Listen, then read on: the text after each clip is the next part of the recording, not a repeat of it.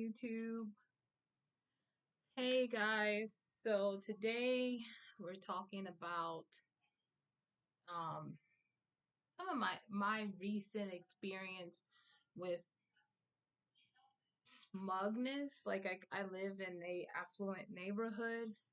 I normally like to live in more diverse areas where there are mixed income. So like you have people that are high income, low income, and I'm in a place that's been relatively gentrified and they're trying to like there's this struggle tug of war situation um with individuals, architects, um I don't know what you call them, developers.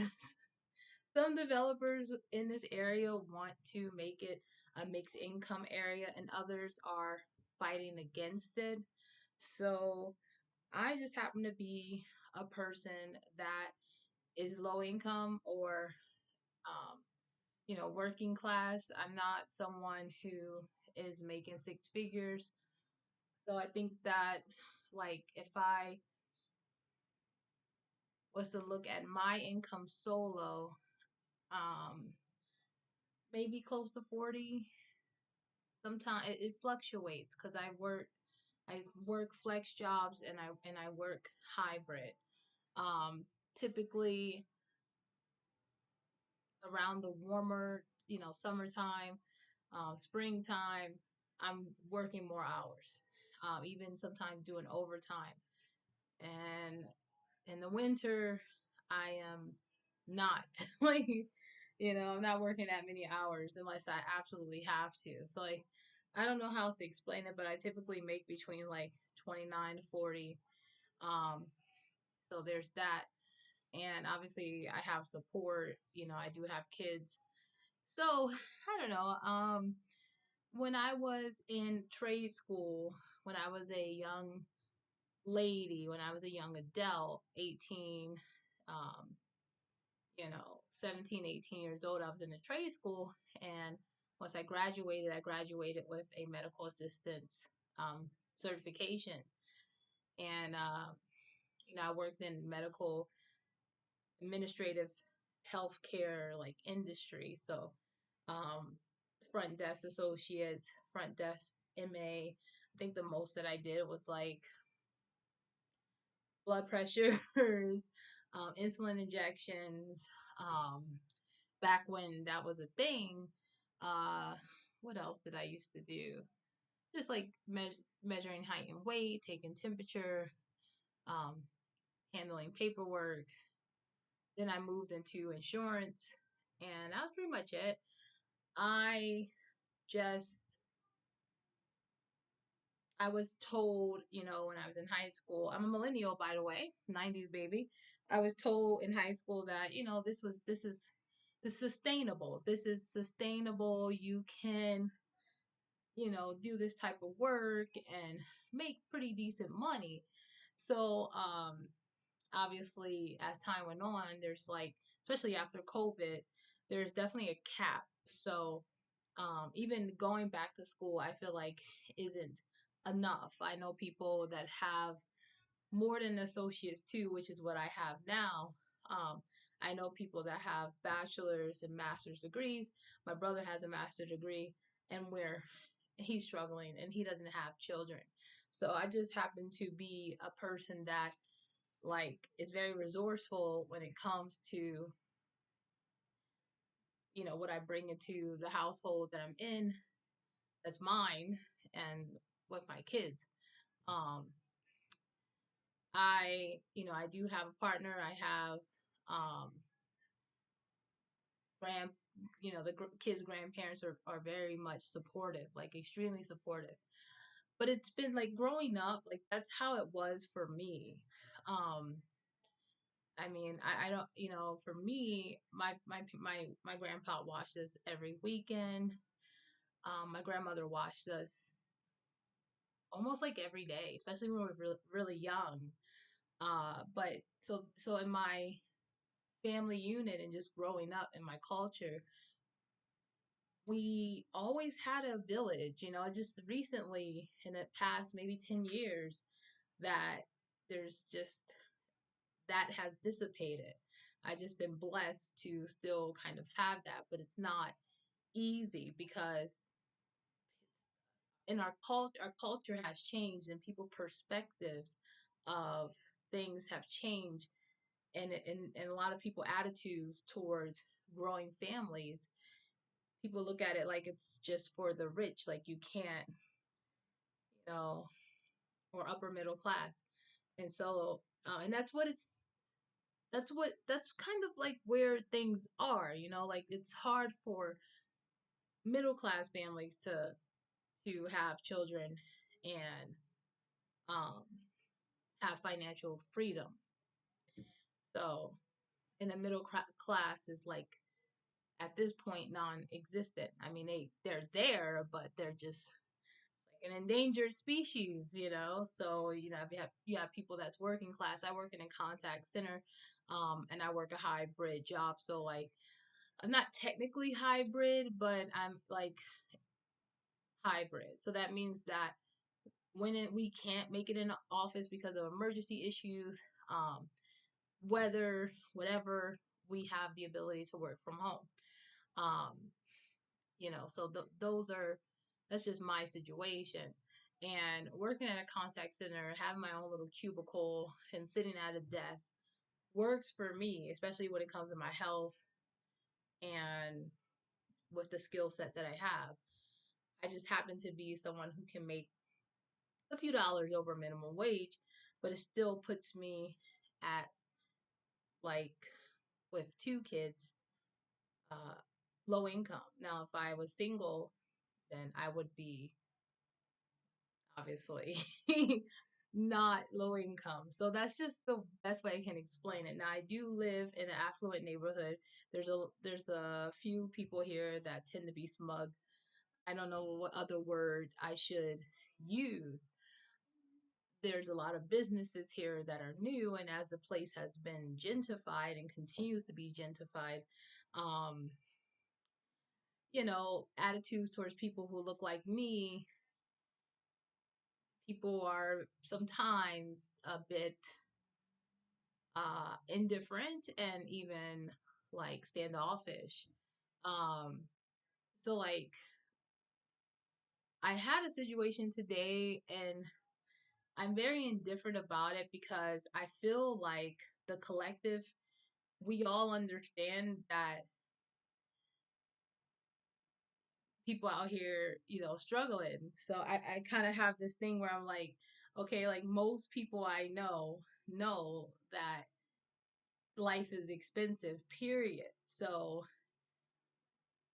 there's not this like smugness about money and like having to pay, uh whether you're paying with your WIC card, whether you're paying with a credit card and cash, whether you're giving a small tip or no tip. Like in the tip culture, I think is a bit crazy, but that's just me. How you feel about it, comment below, because I know people, they live off their tips. But right now, I'm just not a person that's going to regularly tip. I'll tip if I can, if I'm, especially if I'm planning on dining in. There's a lot of time, a lot of places where I live where I dip in, I get what I want, or I pick up my food and I go. You're not servicing me. And the times that you do, my tip is on the, I'll give a tip, but it won't be a lot. It won't be like the most. And that's because I'm not making that much. I don't feel that people who are low income can't go out and go out to eat with their family every so often, or grab a coffee, but some people do. And so in this situation, as I'm digging for change to buy my latte, because I really, really, really wanted to treat myself to a latte, I couldn't find enough change. And one of the people there was like kind enough to like front me, um whatever I was whatever I was short of. I think it was like 30 cents. But it was like the people there, some of the workers there, their attitude shifted, and they went from being really polite to me because I'd never been in that situation at that particular establishment to like just like uh cold. That's the way I can explain it. So I don't know why, other than, you know, some of the people there are young and smug, and maybe they're just very judgmental. And I was there with my baby, and I was trying to get me a latte. It wasn't like he was screaming at the top of his lungs and throwing his sneakers anywhere. He was just chilling, eating his little snack and smiling and being a cute little toddler. But I do know that in this country, people like myself are often seen as single moms who want to take advantage of the system, even though I work 40 hours a week. And I just happen to be one of those lucky people that can work from home occasionally, or move from one office to the next. I have a little bit more flexibility, and I have a lot more support than I think your average person that's, in my community, that's has a similar situation as me. Now, um, I know that some people want to know my situation with my partner, uh, and like what his financial thing is and how we manage and stuff like that. But I don't really like going into that. I'd rather him come on video and talk about different things. We haven't brought a house together. So right now I'm in one space and he's relatively in another, but pretty much here quite often, but not necessarily like his finances. Most of my finances go to where I'm at, obviously. So that's just how it is for now until we actually can buy and own a home together. Um, and with that being said, this is my second marriage. It's not my first. I have an older daughter, so it's kind of a little bit better for her to get accustomed to the newer situation. And the well where's Mr. So and so, and why isn't he here, and you know and I miss him, and all of that tells me that, oh, this person, my daughter has a good relationship with who I chose to be with for the second time. And as far as her relationship with her dad, she's working on that, and he is as well, but it's not a traditional relationship because the breakdown in our marriage was not really the best. So, and he has things that he has to, work out in his own life. So I do, and I've had for the past 6 years full on, like, full custody. And, I think it takes a woman to raise a girl and a man to raise a boy. So she's my daughter, she stays with me, So anyway, uh yeah, I I know when I'm being discriminated against. I have been told many times by different people that, like, I'm fake because I wear hair extensions and half a wigs. I don't wear full wigs, like, but even if I did, so what?